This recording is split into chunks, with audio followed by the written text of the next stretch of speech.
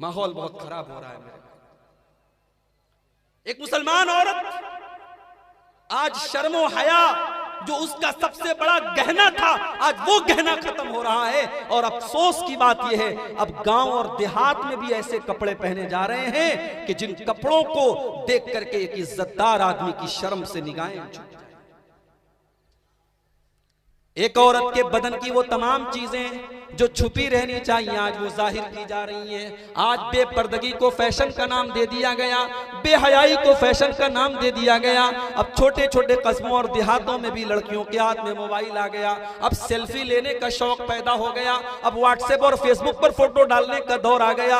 अब गांव देहात की भी मुसलमान लड़कियां अपने वीडियो और फोटो बना बना करके अपने स्टेटस पे डाल रही हैं, अपने इंस्टाग्राम पे डाल रही हैं। याद रखो मेरे भाइयों, मेरी प्यारी माओ बहनों, अगर आपने अपने जिस्म की नुमाइश की है, अगर आपने अपने जिस्म को दुनिया के सामने जाहिर किया है, तो कुरान की उस आयत को भी अपने सामने रखना। अल्लाह फरमाता है, इन्नल्लज़ीना युहिब्बूना अन तशीअल फाहिशतु फिल्लज़ीना आमनू लहुम अज़ाबुन अलीमुन फिद दुनिया वल आखिरह। जो लोग मुसलमानों के दरमियान बेहयाई को फैलाना चाहते हैं, बेपर्दगी को फैलाना चाहते हैं, उनको आखिरत में तो अजाब मिलेगा ही मिलेगा, दुनिया में भी दर्दनाक अजाब मिलेगा।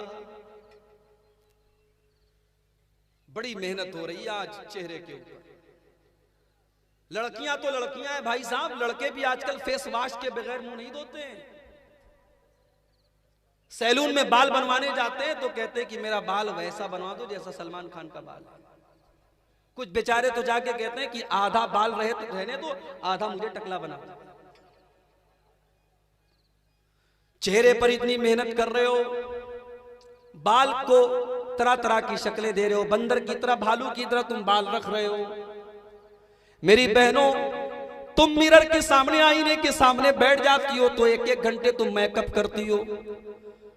अच्छी खासी आंखें, उस आंखों को तुम ब्लू बना लेती हो, पीला बना लेती हो, लाल बना लेती हो, पलकों की को संवार लेती हो, चेहरे पर न जाने कितने किस्म की क्रीमें लगा लेती हो।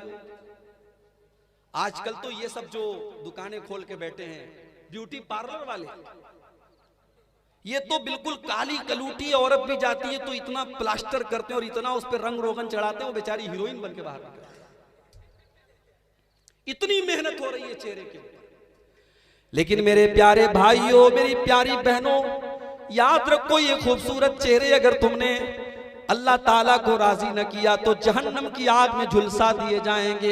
इसलिए कि अल्लाह ताला तुम्हारे चेहरों को नहीं देखता है, अल्लाह ताला तुम्हारी स्मार्टनेस नहीं देखता है, अल्लाह ताला तुम्हारी खूबसूरती नहीं देखता है। अल्लाह के नबी फरमाते हैं, इन्नल्लाह ला यंजुरु इला सुवरिकुम व अजसामिकुम। अल्लाह ताला तुम्हारे चेहरे नहीं देखता, अल्लाह ताला तुम्हारे शरीर नहीं देखता, वलाकिन यंजुरु इला कुलूबिकुम व आमालिकुम। अल्लाह ताला तो तुम्हारे दिलों को देखता है, तुम्हारे दिल कितने पाक साफ हैं, तुम्हारे दिल में अल्लाह का कितना डर है, तुम्हारे दिल के अंदर कितना ईमान है। अल्लाह ताला तो तुम्हारे दिलों को देखता है, अल्लाह ताला तो तुम्हारे अमल देखता है।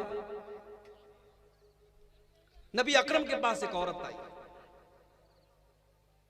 काली कलूटी औरत है, खूबसूरत नहीं है, काली कलूटी औरत है। आकर के कहती है, अल्लाह के नबी, मुझे मिर्गी का दौरा आता है और जब ये दौरा मुझे आता है मैं बेहोश हो जाती हूं, और जब ये दौरा मुझे आता है तो अल्लाह के नबी मेरा सतर खुल जाता है, मेरी शर्मगाह खुल जाती है। आए अल्लाह के नबी, मेरे हक में दुआ कर दीजिए, अल्लाह ताला ये बीमारी दूर कर दे, ये मुझसे बर्दाश्त नहीं होती।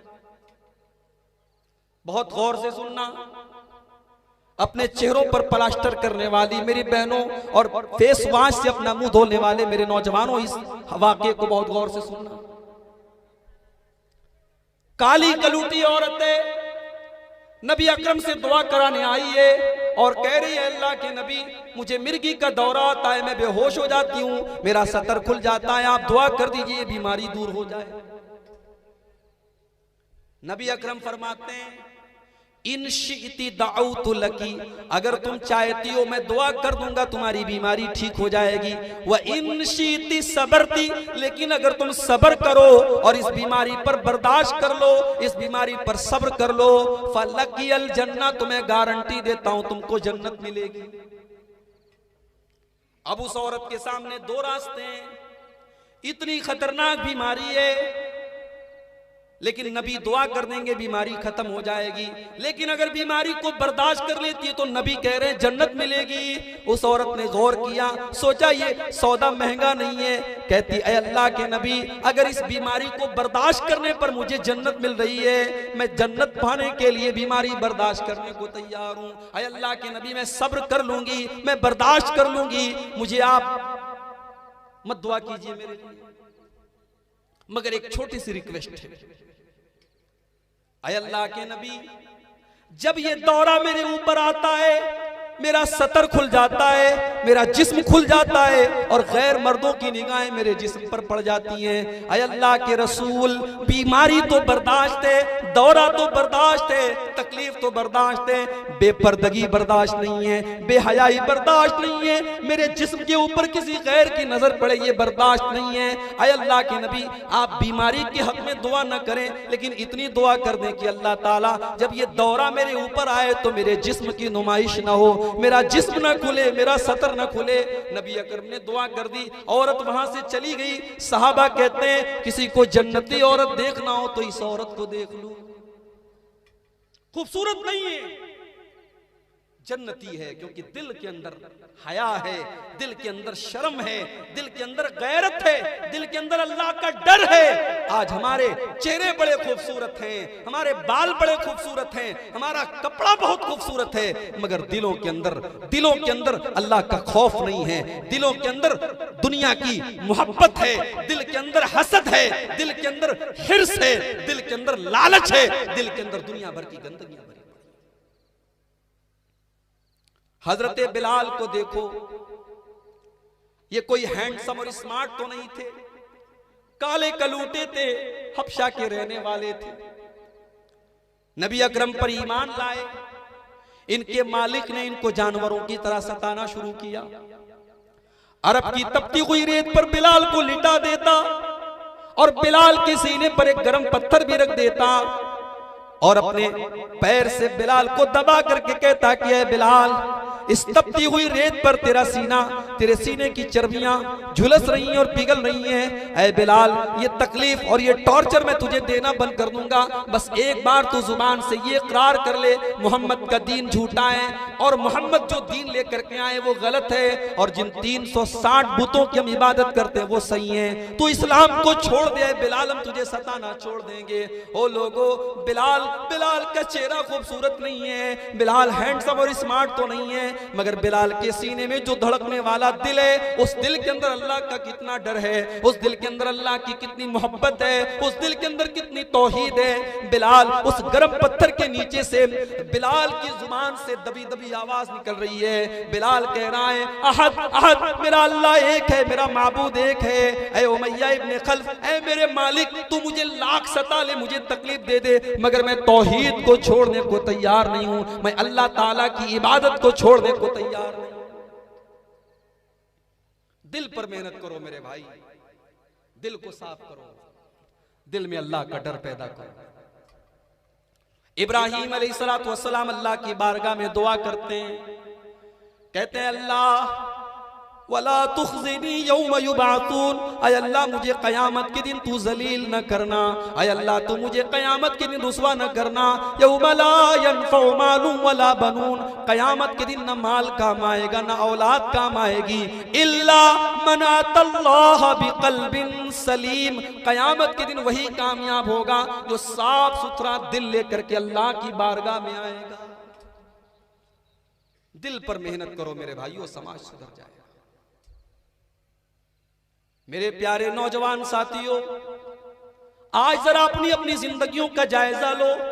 आज हमारे नौजवानों को क्या हो गया है, आज उनकी जिंदगी का मकसद क्या है, आज खाना है, कमाना है, एंजॉय करना है। कोई गुटखा खाने में मस्त है, कोई सिगरेट पीने में मस्त है, कोई लड़कियों से बातें करने में मस्त है, किसी को शराब में सुकून मिल रहा है, किसी को जिना में सुकून मिल रहा है। ओ मेरे नौजवान भाइयों, ये तुम्हारी जिंदगी का मकसद तो नहीं है, तुम्हें अल्लाह ने इसलिए तो नहीं बनाया है। अगर जिंदगी का मकसद खाना कमाना और एंजॉय करना है तो फिर अल्लाह ने हमको इंसान क्यों बनाया? हम जानवर भी तो बन सकते थे, अल्लाह ने हमें इंसान इसलिए बनाया क्योंकि हम अल्लाह की इबादत करें, हम अल्लाह को राजी करें। कुल इन्ना सलाती व नुसुकी व महयाया व ममाती लिल्लाहि रब्बिल आलमीन। ऐ नबी आप ऐलान कर दीजिए, मुसलमान की नमाज, मुसलमान की कुर्बानी, मुसलमान का जीना, मुसलमान का मरना सब अल्लाह रब्बुल आलमीन के लिए।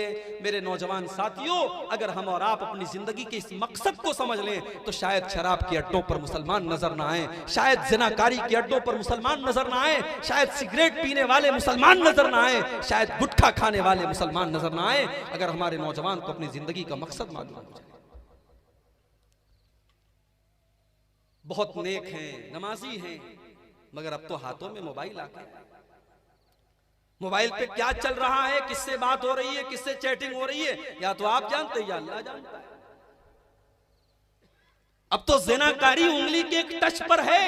एक व्हाट्सएप की चैटिंग बदकारी में कब चेंज हो जाए कोई गारंटी नहीं है। फेसबुक के मैसेंजर पर एक गैर महरम लड़की से मुलाकात कब उससे हकीकी मुलाकात में तब्दील हो जाए कोई भरोसा नहीं है। आज इस मोबाइल ने हमारी खलवतों और तन्हाइयों को दागदार बना दिया है, बड़े बड़े मुत्तकी और परहेजगारों के तकवा को पाश पाश कर दिया है। मेरे प्यारे भाइयों, इस मोबाइल के दौर में नबी अकरम की वो हदीस हमेशा अपने सामने रखें। बड़ी ये हदीस जब मैं पढ़ता हूं तो अपने हाल पर भी तरस आता है और सबके हाल पर तरस आता है कि आज हमारी तन्हाइयां कैसी और हम अल्लाह को क्या जवाब देंगे। इब्ने माजा की रिवायत है, हजरत सौबान रज़ी अल्लाह ताला अन्हु हदीस के रावी हैं, कहते हैं कि अल्लाह के नबी सल्लल्लाहु अलैहि वसल्लम ने फरमाया, लअलमन्ना अक़वामम मिन उम्मती यातूना यौमल क़ियामह, मेरी उम्मत के कुछ लोग क़यामत के दिन आएंगे, बड़ी बड़ी नेकियां लेकर के आएंगे, रोजे नमाज और ज़कात लेकर के आएंगे। फ़यजअलु अल्लाहु अज़्ज़ा व जल्ला हबाअम मंसूरा, अल्लाह तबारक व तआला उनकी नेकियों को बर्बाद कर देगा, उनके रोजे बर्बाद, उनकी नमाजें बर्बाद, उनके हज बर्बाद, उनकी ज़कात बर्बाद। नेकी लेकर के आया और नेकी बर्बाद। भाई एक आदमी किसान है, मेहनत करके खेती कर रहा है जमीन में, और उसके बाद पैदावार के टाइम आसमान से ओला बरस जाए, उसकी खेती तबाह हो जाए, तो वो बेचारा बैठ के रोता है। जिसने खेती नहीं की वो थोड़ी रोएगा। नेकी करके गया है, इबादतें करके गया है और उसकी इबादतें बर्बाद है। हजरत सौबान कहते हैं, अल्लाह के नबी वो कौन बदनसीब लोग होंगे जिनकी नेकियां बर्बाद हो जाएंगी। प्यारे नबी फरमाते हैं, ऐ सौबान, वो तुम्हारे ही जैसे लोग होंगे, वो कलमा पढ़ने वाले लोग होंगे, वो मुसलमान लोग होंगे। वलाकिन्नहुम इज़ा खलौ बिमहारिमिल्लाहि इंतहकूहा, बस एक कमी उनके अंदर होगी, जब वो अकेले में होंगे, तन्हाई में होंगे, अल्लाह को नाराज करने वाले काम करेंगे, गलत काम करेंगे, उनकी तन्हाई गुनाहों से भरी होगी। मेरे भाइयों, मेरे नौजवान साथियों, हम और आप इस हदीस पर अपने आप को गौर करें कि क्या आज हमारी तन्हाइयां तो गुनाहों से नहीं भरी हुई। ये सामने इतने सारे कैमरे लगे हुए, ये कैमरे रिकॉर्ड कर रहे हैं ना, मैं जो बोल रहा हूं, मैं जो मेरे हाथों की एक एक हरकत रिकॉर्ड हो रही है। इसमें से हो सकता है कोई YouTube वगैरह पे किसी चैनल पे भी अपलोड हो जाए, बाद में आप देखेंगे तो पूरी तकरीर आपके सामने आ जाए। दुनिया के कैमरे में सारा कुछ रिकॉर्ड हो रहा है, मगर दुनिया का कैमरा यहां की चीजों को रिकॉर्ड नहीं कर पा रहा है। दुनिया के कैमरे में जो सामने चल रहा है वो तो रिकॉर्ड हो रहा है, लेकिन दिल के अंदर क्या चल रहा है वो रिकॉर्ड होने वाला नहीं है। लेकिन मेरे प्यारे भाइयों, अल्लाह ताला का जो कैमरा है, अल्लाह का जो रिकॉर्डिंग सिस्टम है, वो तो दिल के अंदर चलने वाली चीजों को भी रिकॉर्ड कर रहा है। अल्लाह ने फरमाया, यालमु खाइनतल आयुनि वमा तुख्फिस सुदूर, ओ लोगों, तुम्हारा परवरदिगार तो तुम्हारी आंखों की चोरी को भी जानता है। जब तुम रास्ता चलते हो, तुम्हारी आंखें कहां कहां जा रही हैं, तुम्हारी आंखों की चोरी को भी अल्लाह जानता है। वमा तुख्फी सुदूर, और तुम्हारे सीने के अंदर क्या छुपा हुआ है, तुम्हारे दिलों के अंदर क्या छुपा हुआ है, वो भी अल्लाह जानता है, वो भी रिकॉर्ड किया जा रहा है। दुनिया की अदालतों में हम झूठ बोल के भी बच जाते हैं, रिश्वत देख करके भी बच जाते हैं। चर्ब जबान आदमी है, अपनी जुबान के बल पे झूठा वकील है, अपनी जुबान के बल पे झूठा केस जीत जाता है। क्या अल्लाह की बारगाह में, अल्लाह की अदालत में भी ऐसा होगा? जी नहीं। अल-यौम नख्तिमु अला अफ़वाहिहिम व तुकल्लिमुना अयदीहिम व तशहदु अर्जुलुहुम बिमा कानू यक्सिबून। अल्लाह फरमाता है, कयामत के दिन हम तुम्हारी जुबान के ऊपर मोहर लगा देंगे, तुम जुबान से कुछ भी नहीं बोलोगे। कयामत के दिन तो तुम्हारे हाथ गवाही देंगे, तुम्हारे पैर गवाही देंगे। मेरे नौजवान साथियों, जरा तसव्वुर करो, अल्लाह की अदालत में हमारे हाथ बताएंगे इन उंगलियों से हमने क्या क्या टच किया है और क्या क्या देखा है। हमारे पैर गवाही देंगे, इन पैरों से हम चल के कहां कहां गए हैं, हाथ और पैर गवाही। जो ईयरफोन कानों में ठूंसे रहते हो, बाइक चला रहा है तब भी ईयरफोन, कार चला रहा है तब भी ईयरफोन, ये फिल्मी गाने जो सुनते रहते हो, ये कान भी गवाही देगा। ये जो आंखों से नजारेबाजी करते हो, ये आंखें गवाही देंगी। हत्ता इज़ा मा जाऊहा शहीद अलैहिम समउहुम व अबसारुहुम व जुलूदुहुम बिमा कानू यामलून। कयामत के दिन तुम्हारे कान भी गवाही देंगे, तुम्हारी आंखें भी गवाही देंगी, यहां तक कि तुम्हारी स्किन, तुम्हारे बदन की चमड़ी भी गवाही देगी। हमारे बदन की स्किन को भी अल्लाह ताला जुबान दे देगा, हमारा शरीर बोलेगा, हमारा बदन बोलेगा, हमने जो पाप किए होंगे, जो गलत काम किए। मेरे भाइयों, जब तक ये डर हमारे दिल में पैदा नहीं होगा, समाज की इस्लाह नहीं हो सकती। और ये डर सहाबा के अंदर पैदा हुआ। सहाबा ने अपनी जवानियों को अल्लाह के दीन के लिए वक्फ कर दिया। नबी की एक हदीस सहाबा सुनते थे, एक मर्तबा नबी ने कोई बात कह दिया, सहाबा उसको सीने से लगा लेते थे। अल्लाह के नबी के एक सहाबी थे, उनका नाम था खुरैम अल-असदी। वो लंबे लंबे बाल रखा करते थे और कपड़ा उनका पायजामा टखने के नीचे रहा करता था। अबू दाऊद की रिवायत, अल्लाह के नबी को पता चला कि मेरे एक सहाबी के कपड़े टखने के नीचे रहते हैं और बाल बहुत लंबे रखते हैं। वो नबी अकरम ने अपने सहाबा से कहा, निअमर रजुलु खुरैमुन अल-असदी, खुरैम कितना बेहतरीन इंसान है, कितना अच्छा इंसान है। लौला तूलु जिम्मतिही, बस एक चीज की कमी है, उसके बाल थोड़े लंबे हैं। व इसबालु इजारही, और कपड़ा टखने के नीचे है।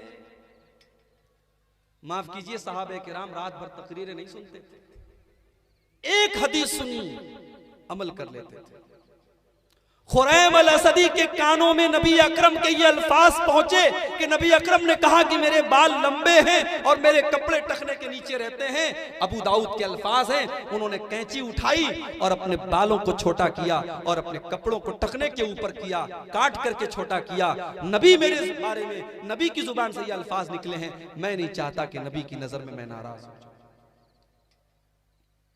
एक और मिसाल देखो, अब्दुल्ला इब्ने उमर रजी अल्लाह ताला, बहुत बड़े सहाबी, हजरत उमर के बेटे हैं, अल्लाह के नबी के साले भी हैं। इनकी बहन हजरत हफ्सा अल्लाह के नबी की बीवी हैं।